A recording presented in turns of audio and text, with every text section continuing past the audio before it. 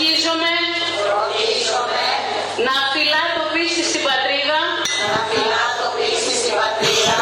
υπακοή στο Σύνταγμα και στους νόμους, και να εκπληρώνω ευσυνείδητα τα καθήκοντά μου. Καλώς μας ήρθατε, καλή αρχή. Σας χειροκροτώ όλους. Καλωσορίζουμε στην πρωτοβάθμια εκπαίδευση Βιωτίας τους νεοδιόριστους εκπαιδευτικούς το 2024.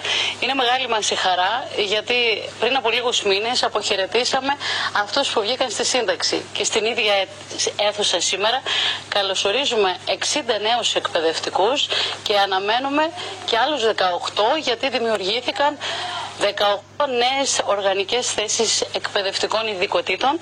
Τους περιμένουμε με πολύ χαρά και αυτούς. Οι νέοι εκπαιδευτικοί θα δώσουν μια νέα δύναμη στους ήδη υπάρχοντες, θα συνεργαστούν με τους παλιούς εκπαιδευτικούς, γιατί το παλιό με το νέο θα κάνει το καλύτερο για τους μαθητές που προσδοκούν να ανοίξουν τα σχολεία για να δεχθούν τη φροντίδα και την αγάπη τους.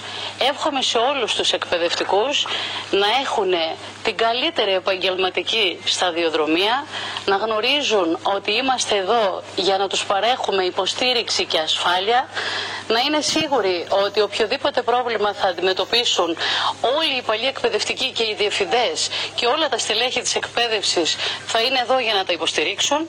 Στη διεύθυνσή μας έχουμε οργανωθεί για να δώσουμε τις κατευθυντήριες οδηγίες για να μπορέσουν να διαβιούν όμορφα στο νομό της Βιωτίας. Είμαστε πάρα πολύ χαρούμενοι και γι' αυτό εύχομαι καλή σχολική χρονιά, καλή αρχή σε όλους. Είμαι σίγουρη ότι θα φύγουμε τις καλύτερες αναμνήσεις όταν θα έρθει ο χρόνος για να πάρουν τις αποσπάσεις ή τις μεταθέσεις τους. Καλοτάξιδη η νέα τους σταδιοδρομία, μόνο χαρά σήμερα. Να τους ευχηθούμε καλή επιτυχία και να είναι αποτελεσματικοί στα καθήκοντα.